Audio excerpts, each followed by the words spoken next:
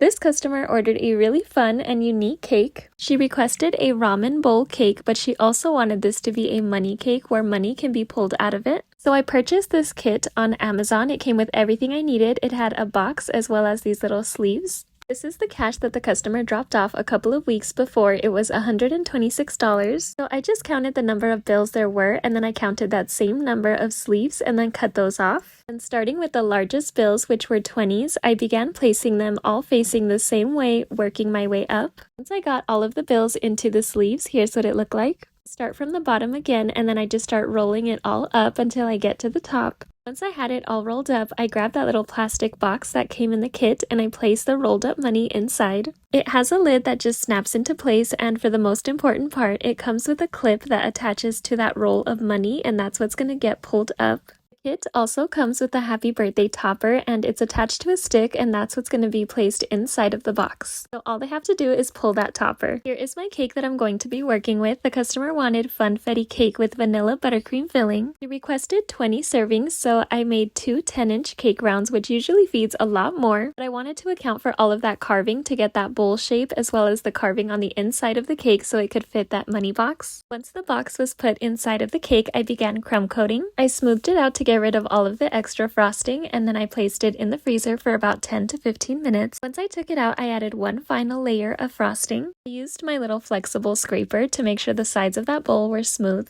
Next, I made a large batch of fondant, and then I rolled out this giant strip. Carefully placed it along the sides of that bowl, and then I just smoothed it all down and got rid of any extra pieces. Next, I colored some dark blue fondant, and then I cut out this strip to place along the bottom of the bowl. Then I made so many noodles out of fondant using ivory and yellow food coloring. I want to say that I cut out over 80 little strips, and I just started adding them all around the top of the cake. I wanted to leave that top frosted in buttercream just so that it could be easier to stick the noodles onto the cake. As I placed them to the outer part of the bowl, I started adding them to the top of that money box. I did use some clear piping gel to make sure that they stuck. Once the majority of that bowl was covered, I just went back in with my last bit of noodles to make sure that the outer part was covered. And now for the toppings, I sculpted this little egg using white fondant. Then I mixed some piping gel with some hot water and added a couple drops of yellow food coloring to make the yolk. I love how that color turned out. I added a couple of these to the top of the cake. I wanted them to be just a little bit runny, so I made sure to scoop a little bit out as if it's dripping. Next, I sculpted these cute little fish cakes, or Naruto maki, and painted the pink little swirl at the center, and I made 3 of these. And I add some little slices of green onion, which is just green fondant. Purchased these chopsticks to place on the cake because this is what's going to pull out the money. I had to do a little bit of rigging and engineering to that money box. I